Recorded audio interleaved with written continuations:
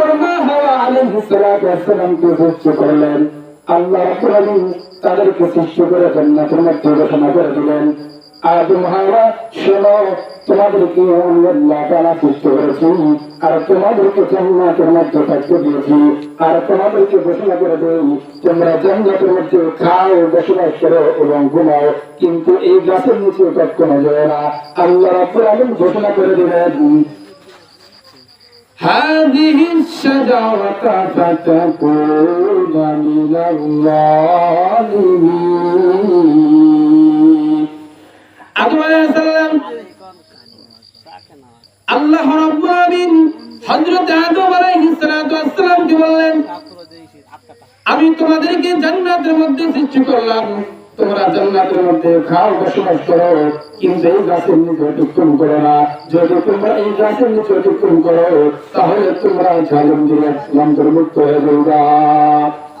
মুসলমান বন্ধুগণ, আমার ভাইরা, হাদিসের মধ্যে আছেন আল্লাহ রাব্বুল আলামিন ঘোষণা করার পর শয়তানের কুমন্ত্রণায় হযরত আদম আলাইহিস সালাম গাছের নিচে অতিক্রম হওয়ার কারণে তাদের শরীর থেকে জান্নাতের পোশাক খুলে যায়।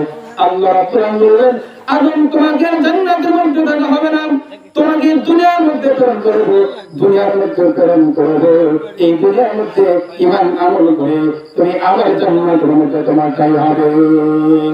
মুসলমান বন্ধুগণ, আমার ভাইরা, যখন আদম আলাইহিস সালামকে দুনিয়ার মধ্যে আল্লাহ রাব্বুল আলামিন প্রেরণ করলেন, ওই দিন ছিল হলো আশুরার দিন।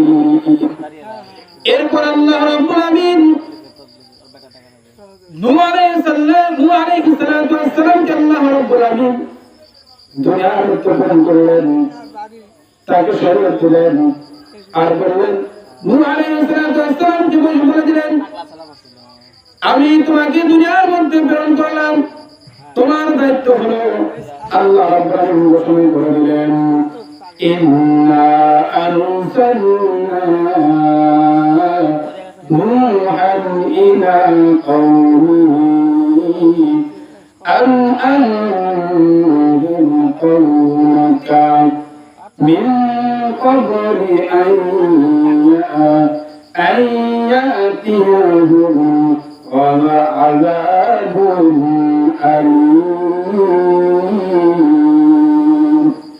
আল্লাহ রাব্বুল আলামিন বললেন, হে নূহ, আমি তোমাকে দুনিয়ার মধ্যে প্রেরণ করলাম, আর তোমাকে প্রেরণ করলাম এই জন্য তোমাদের গোত্রের মধ্যে তোমার গোত্রের লোকদেরকে তুমি সাবধান করে দাও, তাদের পূর্বে আযাব আসার কারণে, কঠিন আযাব আসার কারণে তাদেরকে সতর্ক করে দাও।